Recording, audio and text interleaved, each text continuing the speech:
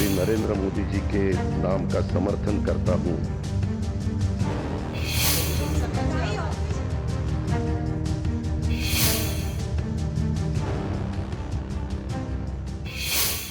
इस वक्त बेहद नाजुक मोड़ पर है महाराष्ट्र की सियासत। राज्य की जटिल राजनीति में हर दिन कुछ नया हो रहा है।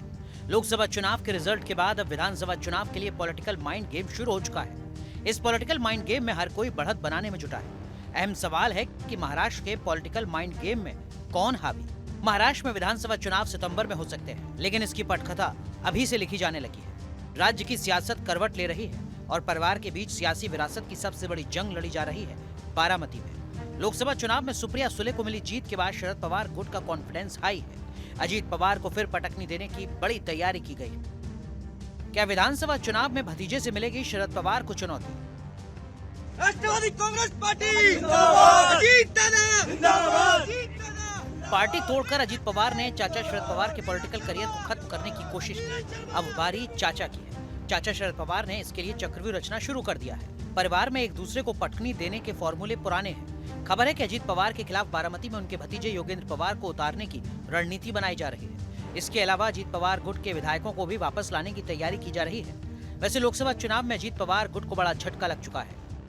लोकसभा चुनाव में अजीत पवार गुट को मात्र एक सीट हासिल हुई, तो वहीं वोट शेयर 3.60% रहा। शरद पवार के एनसीपी को 8 सीटें मिली और वोट प्रतिशत 10% के पार रहा। वैसे पवार परिवार की लड़ाई के अलावा बड़ा मुद्दा बाला साहब की विरासत का भी है। चुनाव परिणाम से शिवसेना का उद्धव गुट उत्साहित और एनडीए के महायुति गठबंधन पर वार कर रहा है। तरी मी अशी शेफारून बोललो नसतो। सगळ्यांची मेहनत आहे। राहुल गांधींची मेहनत आहे, प्रियंका गांधींची मेहनत आहे, उद्धव ठाकरे साहेबांची मेहनत आहे, शरद पवार साहेबांची मेहनत आहे। प्रत्येकानं महाराष्ट्रामध्ये हा निर्णय मिळावा।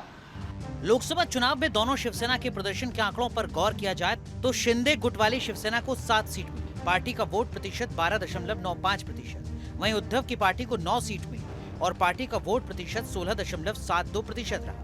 लोकसभा चुनाव के रिजल्ट से उद्धव ठाकरे की पार्टी बड़ी लीड का दावा कर रही है, लेकिन रिजल्ट को लेकर एकनाथ शिंदे की अपनी दलील है। वैसे लोकसभा चुनाव में अच्छे प्रदर्शन के बावजूद टेंशन एमवीए गठबंधन में भी है। मतभेद एमएलसी चुनाव को लेकर है।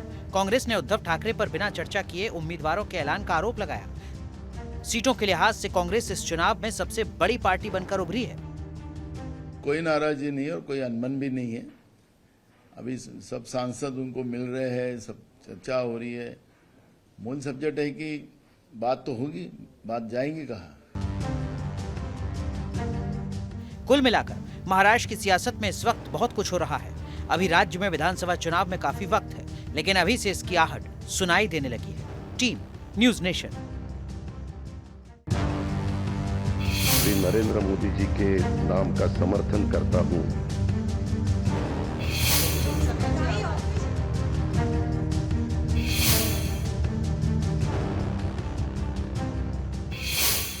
इस वक्त बेहद नाजुक मोड़ पर है महाराष्ट्र की सियासत। राज्य की जटिल राजनीति में हर दिन कुछ नया हो रहा है। लोकसभा चुनाव के रिजल्ट के बाद अब विधानसभा चुनाव के लिए पॉलिटिकल माइंड गेम शुरू हो चुका है। इस पॉलिटिकल माइंड गेम में हर कोई बढ़त बनाने में जुटा है। अहम सवाल है कि महाराष्ट्र के पॉलिटिकल माइंड गेम में कौन हावी। महाराष्ट्र में विधानसभा चुनाव सितंबर में हो सकते हैं, लेकिन इसकी पटकथा अभी से लिखी जाने लगी है। राज्य की सियासत करवट ले रही है और परिवार के बीच सियासी विरासत की सबसे बड़ी जंग लड़ी जा रही है बारामती में। लोकसभा चुनाव में सुप्रिया सुले को मिली जीत के बाद शरद पवार गुट का कॉन्फिडेंस हाई है। अजीत पवार को फिर पटकनी देने की बड़ी तैयारी की गई है। क्या विधानसभा चुनाव में भतीजे से मिलेगी शरद पवार को चुनौती? राष्ट्रवादी कांग्रेस पार्टी जिंदाबाद, जिंदाबाद। पार्टी तोड़कर अजीत पवार ने चाचा शरद पवार के पॉलिटिकल करियर को खत्म करने की कोशिश की। अब बारी चाचा की है। चाचा शरद पवार ने इसके लिए चक्रव्यूह रचना शुरू कर दिया है। परिवार में एक दूसरे को पटकनी देने के फॉर्मूले पुराने हैं। खबर है कि अजीत पवार के खिलाफ बारामती में उनके भतीजे योगेंद्र पवार को उतारने की रणनीति बनाई जा रही है। इसके अलावा अजीत पवार गुट के विधायकों को भी वापस लाने की तैयारी की जा रही है। वैसे लोकसभा चुनाव में अजीत पवार गुट को बड़ा झटका लग चुका है। लोकसभा चुनाव में अजीत पवार गुट को मात्र एक सीट हासिल हुई, तो वहीं वोट शेयर 3.60% रहा। शरद पवार के एनसीपी को 8 सीटें मिली और वोट प्रतिशत 10% के पार रहा। वैसे पवार परिवार की लड़ाई के अलावा बड़ा मुद्दा बाला साहब की विरासत का भी है। चुनाव परिणाम से शिवसेना का उद्धव गुट उत्साहित और एनडीए के महायुति गठबंधन पर वार कर रहा है। तरी मी अशी शेफारून बोललो नसतो.